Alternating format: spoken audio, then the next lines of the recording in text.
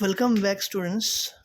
So today's topic, as we know, that this is the second part of the topic that we have already started.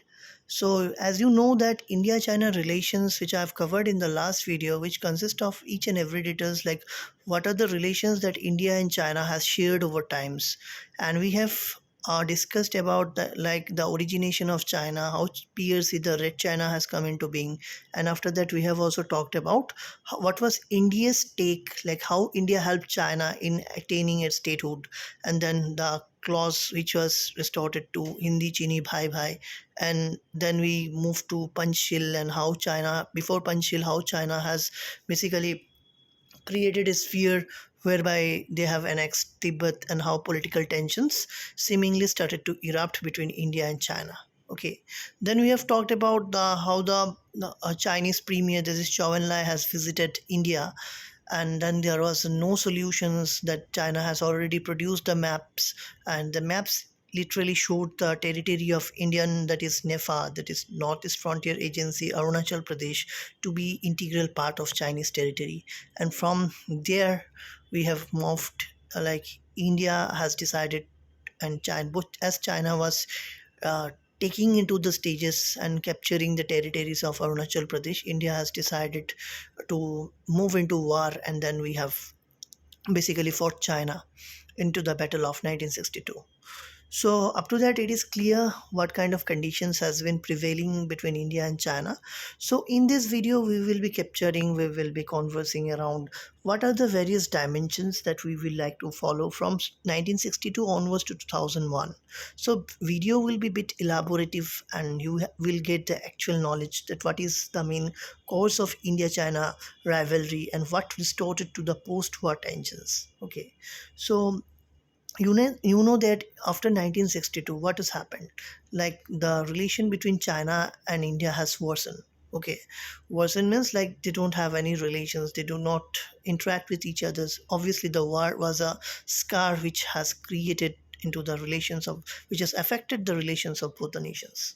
But here seemingly, when someone has become your enemy, so obviously that person or that state will not be visualizing you with a positive aspect. So we can see that China has entered into its nuclear development, and China has exploded its first nuclear test, which was done in the year 1965. So mark the date that China became nuclear, in which year China became nuclear in 1965. So once China became nuclear, you know that now it is very much formidable for India to understand, like the, if China is nuclear, so obviously it is going to threaten India in the coming future, because the relation has worsened due to the war.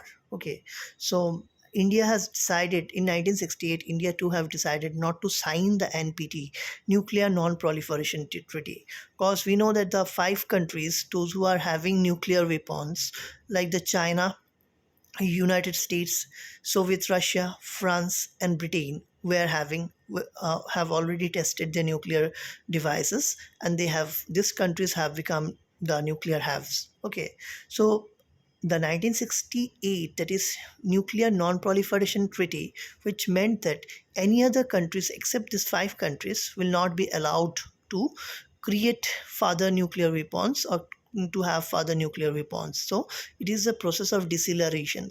So obviously you know that the period of 1960s to 70s is a period of detent where Cold War tension was already in the higher stage. So China has seemingly decided not to engross into any other difficulty or any other problems, but China will seemingly, what China will do, China will seemingly create newer positions by which China will not interrupt into the India's political venture, but in the other words, you can see that China will continue to balance its nuclear strategy. Okay, China will continue to balance its nuclear strategy, means like China will produce its further nuclear devices, because China already has made its entry in 1965.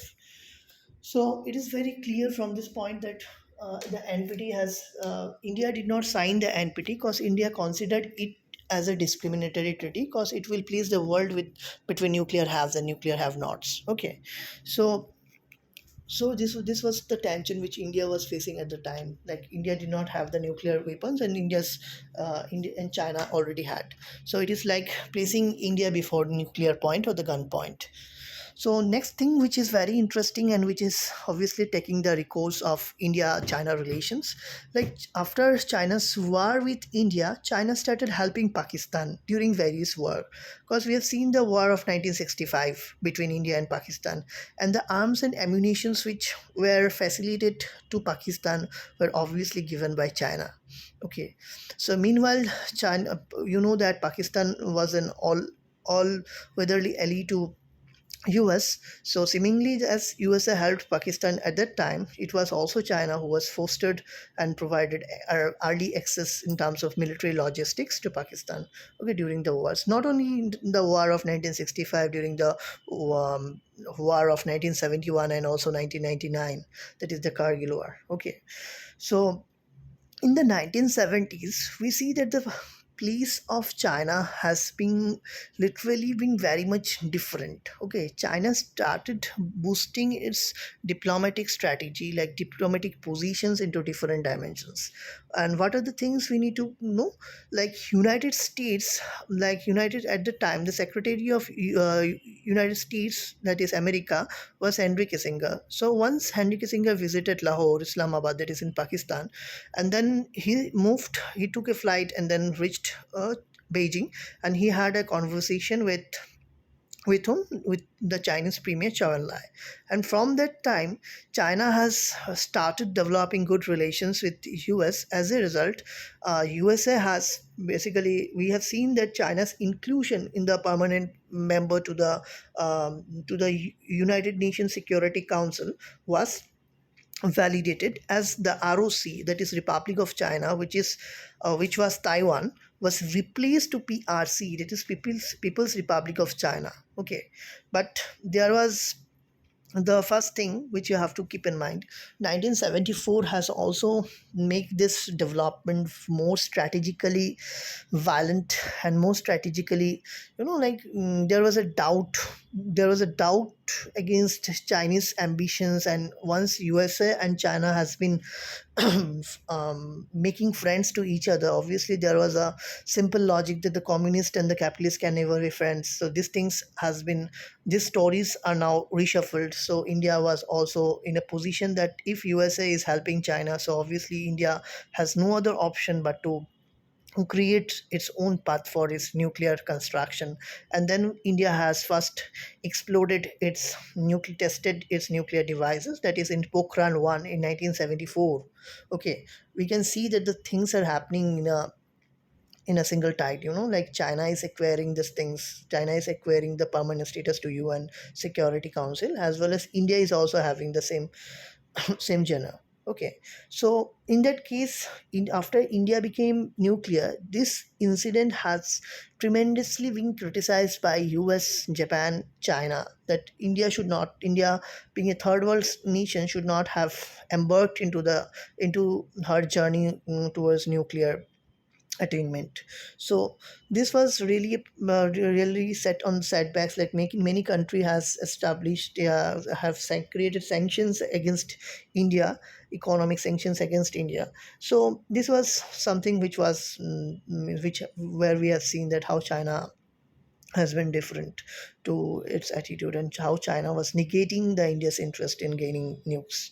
So obviously, in the next point, in the point 5, you have seen that India has already denied to the non-proliferation nuclear non-proliferation treaty, and we have already talked about the first nuclear test which has been conducted. But the Mao's death, Mao Zedong, that is China's chairman at the time, who was basically the first person who has guided China to become communist, to become the originator of the People's Republic of China. So that person, the chairman, has died in 1978. So with the death of Mao Zedong, now there was a leadership vacuum in China. So Mao's place has to be taken up by someone, and it was Deng Xiaoping, Dengxiaoping, who became the China's president, and he has restored it in creating a new China, whereby China will not isolate itself anymore and China will take pledge into the world decision by becoming a part of it. So literally what he has done, he has tried opening up China, and we have seen that how the Chinese constitution, that is the fourth constitution. So how many constitution the China have four constitution, as we know that India has one, so China has four constitution. So the fourth constitution, which was basically recreated in 1982, that constitution established a way out by which China will be setting its market, and which China named as socially market oriented economy. So China will will set to create these avenues for other nations, as well as China will move out of its land to create its further rise. Okay, so this was also a situation where India was also in a phase of political crisis, because you know that in 1984, our Prime Minister Srimati Indira Gandhi was assassinated by her own bodyguards, and then there was a political turmoil which has led to the further, leadership vacuum by replacing of Indira by Rajiv Gandhi. Okay, and then the situation turns to be very much problematic. So in the meanwhile, we know that in 1980s and 19 to the end of 80s, we have already seen how Soviet Union was on the verge of collapse. Okay, we have seen in 1989 when the two countries, like the Germany, East Germany was, and West Germany, which is controlled by the superpowers, where the Berlin Wall has been dismantled, and both the countries have decided to to reunite its border, and then the German unification was done. So internationally, there were many instances which were guiding or motivating the factors, but the third world were also fascinated by various changes. But however, if you look into the situations like the disintegration phase and its post disintegration strategies, the countries have started behaving in a different way. So China knew that it is now the sole country which would take the stage of communism and lead the world with its own belief over the communism. Okay, like Soviet Russia, which was created with the vision of raising communism, and which has successfully been created in 1917. It is no longer in function, because Russia, like Soviet Union disintegration, has marked China with an open space. Either China will sustain or will continue to end itself. End itself means end itself like China will need to get itself enrolled to the Western camps, but which China never did. China, in the beginning, when WTO was first set, China did not take partnership or to took its stage to set the treaties. So in 1995, when WTO, that is World Trade Organization, was created, China did not participate into that. China entered much lately in 2001. But however, India has entered WTO because India has already launched its, after the death of Rajiv Gandhi. We also know that Rajiv Gandhi, who is the son of Indira Gandhi, was further assassinated by the LTTE. What is the full form of LTTE? Liberation Tigers of Tamil Eelam. So this is very important question. Okay, so after the death of Rajiv Gandhi, we have seen that the Narasimha Rao government has signaled for the coming up of LPG model, that is liberalization, privatization, and globalization. And India has to take the recourse of trade and technology. So the IT revolution begins in India, along with India became a member of WTO, which was further being criticized by China, as China do not want India to be a part which would basically enroll. So, whose photo or whose picture you can see in the screen? Can you name him if you know? Okay, this is the question to you. It is Mao Zedong. So, India's entry to WTO and China's criticism was also largely positioned. And after India has created its second nuclear test, that is Pokhran 2. Pakistan, soon after 1 week, Pakistan has also exploded its nuclear bomb.